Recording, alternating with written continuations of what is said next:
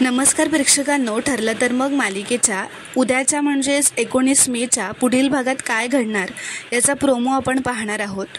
पण त्याआधी जर तुम्ही माझ्या चॅनलवर नवीन असाल तर चॅनलला प्लीज सबस्क्राईब करा।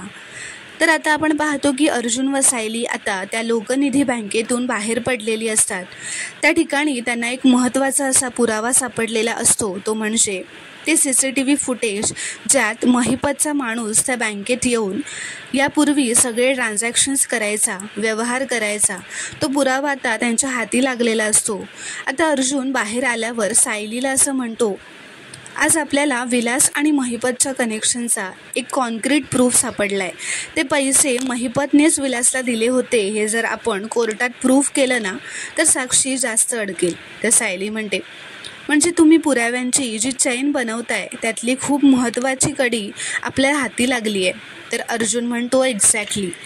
तर आता दुसरीकडे घरी आल्यावर रात्री अर्जुन व सायली किचनमध्ये असतात, तिथेच कल्पना व प्रतापसुद्धा येतात। अर्जुन त्या दोघांना असं विचारतो, उद्या काय आहे ते तुमच्या लक्षात तरी आहे ना? तर प्रताप म्हणतो, अरे घरच्या माणसाचा वाढदिवस कोणी विसरतं का? म्हणजेच दुसऱ्या दिवशी अश्विनचा वाढदिवस असतो आणि आता घरातल्या सगळ्यांनी अश्विनचा वाढदिवस हा केक वगैरे कट करून साजरा केलेला असतो। त्या सायली असं म्हणते, आणि हे म्हणत होते की बाहेरनं केक मागवूयात। म्हणून तर आता सायली व कल्पना नकळतच अचानकच एकत्र असे म्हणून जातात की पण त्याला तर घरचाच केक आवडतो, म्हणजेच अश्विनला तर घरचाच केक आवडतो हे सायलीला सुद्धा माहिती असतं आणि सायली व कल्पना हे वाक्य एकत्रच म्हणून जातात। तर आता हे म्हणून झाल्यानंतर दोघींच्याही हे लक्षात येतं की त्या दोघीही सेम वाक्य एकत्र बोलल्यात। तर आता त्या दोघीही एकमेकांकडे बघू लागतात।